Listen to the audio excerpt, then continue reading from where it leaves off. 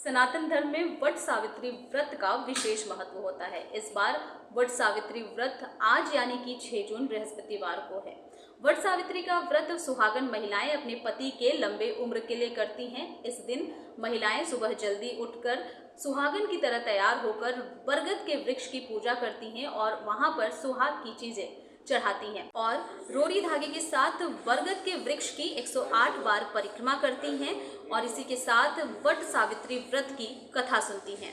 बात अगर इस व्रत के पीछे की कहानी की करें तो प्राचीन कथा के अनुसार मध्य देश में अश्वपति नाम के धर्मात्मा राजा का राज था। उनकी कोई संतान नहीं थी। संतान प्राप्ति के लिए राजा ने यज्ञ कराया, जिसके शुभ फल से कुछ समय बाद ही उन्हें एक कन्या की प्राप्ति हुई। राजा ने इस कन्या का नाम सावित्री रखा। जब सावित्री विवाह योग्य हुई तो उन्होंने दुमतसेन के पुत्र सत्यवान को अपने पति रूप में वरण किया। सत्यवान के पिता भी राजा थे, परंतु उनका राजपाट छिन गया था, जिसके कारण वो लोग बहुत ही दरिद्रता में जीवन व्यतीत कर रहे थे। सत्यवान के माता पिता की भी आंखों की रोशनी चली गई थी। सत्यवान जंगल से लकड़ी काटकर लाते थे और उन्हें बेचकर जैसे तैसे अपना गुजारा करते थे। जब सावित्री और सत्यवान के विवाह की बात चलने लगी, तभी एक दिन नारद मुनि वहां पहुंच गए। सावित्री के पिता राजा अश्वपति को बताया कि सत्यवान अल्पायु हैं और विवाह के 1 वर्ष बाद ही उनकी मृत्यु हो जाएगी। जिसके बाद सावित्री के पिता ने उन्हें समझाने के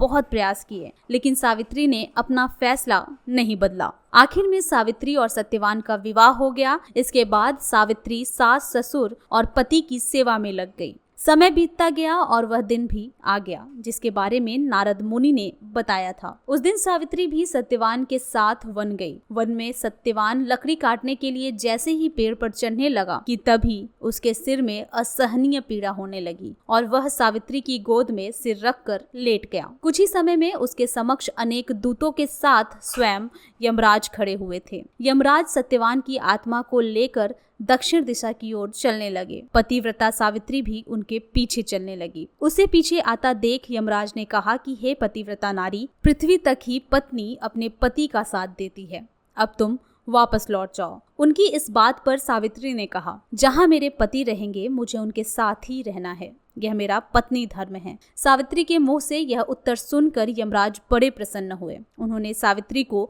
वर मांगने को कहा और बोले, मैं तुम्हें 3 वर देता हूँ, बोलो तुम कौन कौन से 3 वर लोगी। तब सावित्री ने सास ससुर के लिए नेत्र ज्योति मांगी, ससुर का खोया हुआ राज्य वापस मांगा और अपने पति सत्यवान के 100 पुत्रों की मां बनने का वर मांगा। सावित्री के यह तीनों वरदान सुनने के बाद यमराज ने उसे आशीर्वाद दिया और कहा, तथास्तु, ऐसा ही होगा।